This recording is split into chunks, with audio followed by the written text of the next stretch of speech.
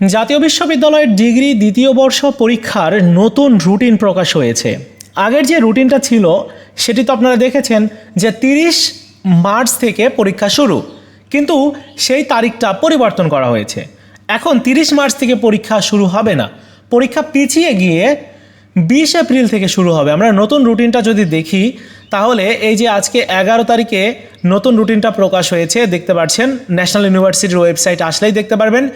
এখানে বলা হয়েছে 2024 সালের ডিগ্রি দ্বিতীয় বর্ষ পরীক্ষার সংশোধিত সময়সূচি, মানে এটা কিন্তু সংশোধিত, উপরে সংশোধিত লেখা রয়েছে। পরীক্ষা আরম্ভের সময় দুপুর 2টা। আগের পরীক্ষার রুটিন অনুযায়ী 1:30 থেকে শুরু হওয়ার কথা ছিল, এখন কিন্তু পরীক্ষা 2টা থেকে শুরু হবে। এদিকে আপনাদের প্রথম যে পরীক্ষা বাংলা জাতীয় ভাষার, এই পরীক্ষাটা কিন্তু 20 তারিখে অনুষ্ঠিত হবে, মানে 20 এপ্রিল অনুষ্ঠিত হবে।